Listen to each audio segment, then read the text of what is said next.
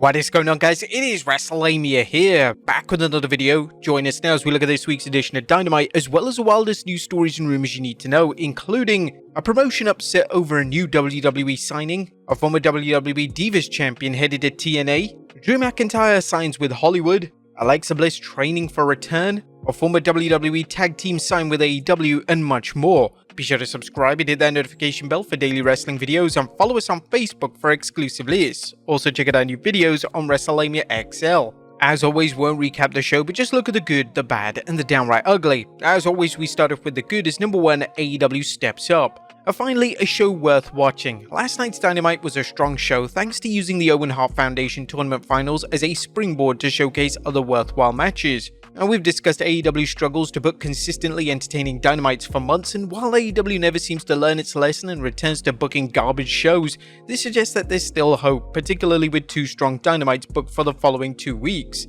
Number 2, Chris Jericho's Twisted Metal. Now, there's no need for a forklift in professional wrestling, even in a Stampede street fight, which of course made the over-the-top spot where Chris Jericho put Samoa Joe on a forklift and drove it through a wall all the more entertaining. Whether it's Brock Lesnar using a tractor in a last man standing match, Darby Allin wielding a flamethrower, or Chris Jericho going Twisted Metal on the Samoan submission machine, occasional moments of ridiculousness definitely liven things up. Number 3, an excellent men's match.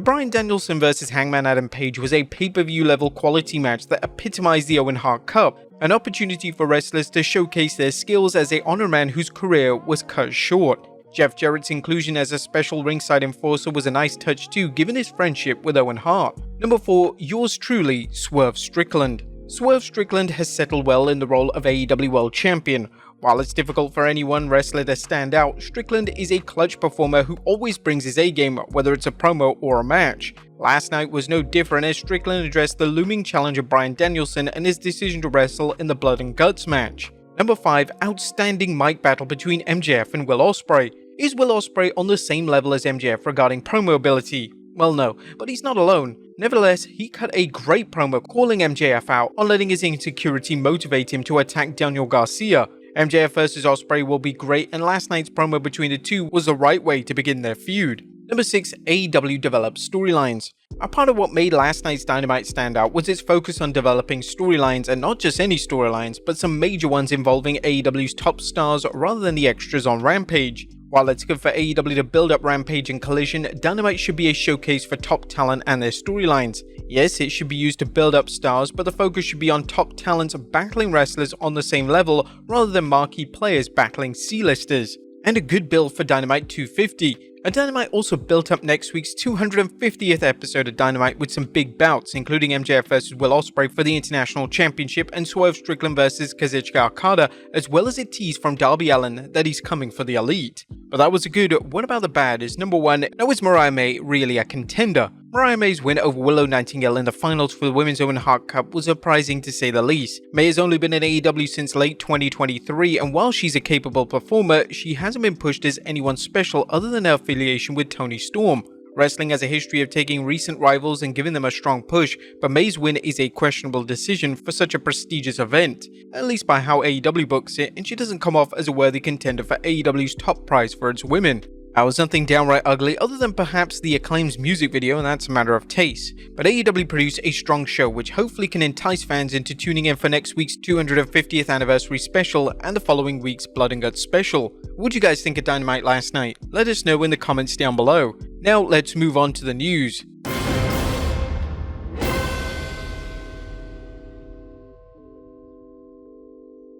Our first story looks at a promotion upset on a new WWE signing. At top of today's news is a new signing for the WWE, and one that is apparently ruffling feathers with other promotions. Shawn Michaels recently announced that WWE signed Stephanie Vaquer. Welcome to the WWE family, Stephanie Vaquer. See you in Orlando. The 31-year-old performer has been a featured player in Mexico's CMLL promotion and competed often in Japan, including appearances in New Japan Pro Wrestling, Stardom, Ice Ribbon, and others. She recently appeared on Forbidden Door, where she lost the New Japan Pro Wrestling Strong Women's title to Mercedes Moné. While the signing is a coup for WWE, it's causing some blowback with other promotions due to the circumstances of her departure. She reportedly still had several bookings ahead of her before she signed with the WWE, and currently it appears she is not going to fulfill them, including her dropping 2 CMLL titles.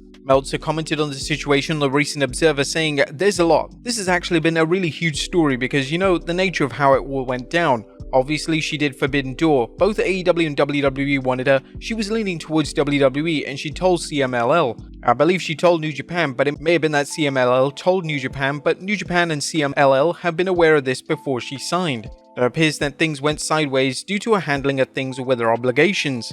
When she had told them, CMLL, they basically asked her and said, 'We won't stand in your way or anything like that. If you want to go, you can go, but just do business the right way.' She's got the tag titles in CMLL, the CML singles title, and it was basically go to San Jose where she's been advertised for months and drop the title there, drop the tag title, and we'll do a farewell." Now, the WWE assigned talent that had obligations to drop a title and allowed them to drop the belt, or in this case, belts. While it's possible she could go back to the promotion, it appears that she's done with the company. As for why New Japan is apparently upset, Meltzer commented, "New Japan was very upset because when they first announced the show in San Jose, she was in the first batch of people announced, and they've been advertised for months. It's kind of like their basic thing is if you've been advertised for months for this show in a championship match, and then 5 days before the show you pull out, and you're the champion. If things play out as they appear to be heading, this is a move reminiscent of the 80s when the WWF signed talent and had them walk out on the promotions rather than finishing their obligations with the company. Right now, they can't do much other than hope for the best."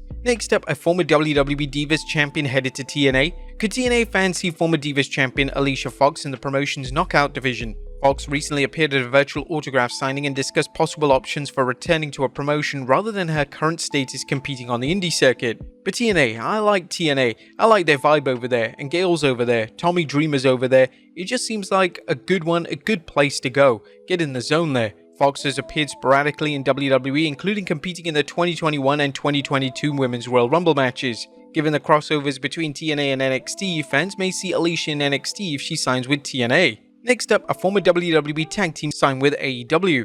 Now, the rumors are true as former WWE superstars and Maximum Male models of Mason Mansoor have signed with AEW.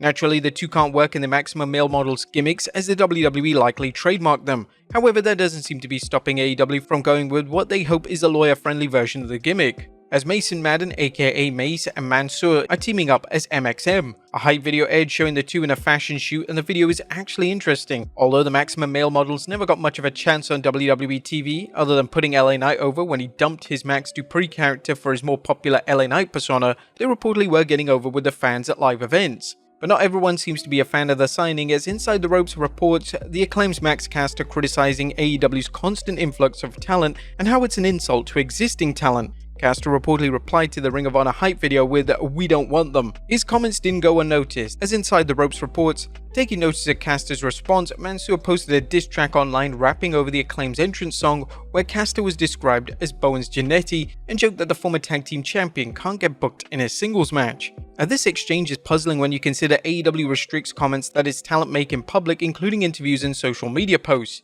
Is AEW building things up for a program between the Acclaimed and MXM, or is this another case of AEW failing to keep its wrestlers in check? Let us know in the comments down below. Next up, Drew McIntyre signs with Hollywood.